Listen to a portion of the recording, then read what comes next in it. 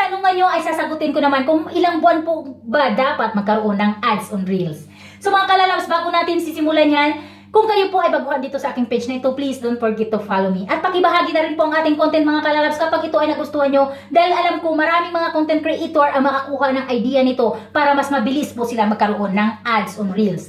So mga kalalabs, itong katanungan nyo kung ilang buwan po dapat magkaroon ng ads on Reels, na-experience ko po ito ay base sa aking experience. Alam po natin na may Nights TV ako na page na malaking bahay, pero nagkaroon po yun ng monetization policy. So medyo nawalan po ako ng gana, pero nagpapatuloy pa rin ako. Gumawa po ako ng, hindi ako gumawa, naka-extra na talaga itong aking isang page. Yung Nights TV, maging Miss Sibak. Marami na po itong pangalan, pero bumalik po ako sa pangalan na Nights TV. Dinagdagan ko lang ng 1 dahil nga po, dito po ako nasimulan na kilala ng aking mga taga-subaybay. So sa in-stream ads mga kalalabs, within 1 month lang, na-invite kaagad ako dito sa aking bagong page. So ayun, na-recognize kaagad ako, pero ang ads on Reels, umabot po ito ng 5 months. Last month lang po ako na-invite sa ads on Reels. Dahil nga po, 90 days po ako nakapagbakasyon sa Pinas. Hindi po ako nagiging aktibo doon. Isang beses lang maka-upload or hindi nga po ako nakapag-engage sa aking kapwa content creator. Dahil nga po, kapag tayo mga Pinoy, lalong-lalo na sa akin, kasambahay po ako, pag uuwi ng Pinas, gala po yan ang inuuna. Hindi po dito sa cellphone. Halos hindi ko nga ito mahawakan. Kapag ang aking focus ay nasa Pinas na, gala po ang inuuna. Tagay dito, tagay doon. Charis! So, ayun na nga mga kalalabs, after ng 90 days kong bakasyon, bumalik na po ako dito sa ibang bansa. Naging aktibo lang po ako.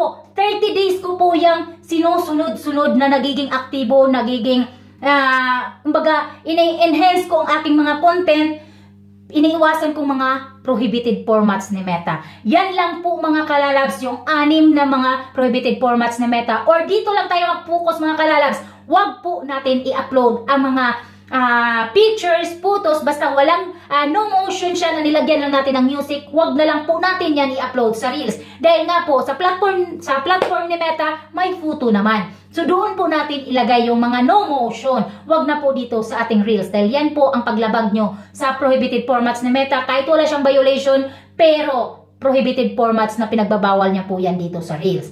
So yan mga kalalabs, iniiwasan ko. So after that, 30 days po ako naging aktibo, na on board, na-invite na po ako sa ads on Reels last month. So kahit nga po ang aking content, dahil hindi ako naging aktibo, nagkaroon po ng page not eligible. Although sabi nga niya, maapektuhan ang monetization tools, ibang monetization tools. Pero hindi ako nag-mind dyan, hindi ko pinofocus yung page not eligible, nagpatuloy po akong naging aktibo dahil wala namang violation ng aking ibang mga tools, naka-green pa rin naman.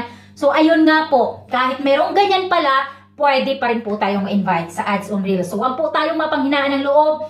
Wala po sa tagal, wala sa madali. Ang nandyan lang po na dapat nating sundin ang prohibited formats ni Meta para mas mabilis po tayong ma-invite sa ads on Reels. Hindi yung abutin na tayo ng taon, hindi pa rin nagkaroon ng ads on Reels or hindi pa rin po tayo invited.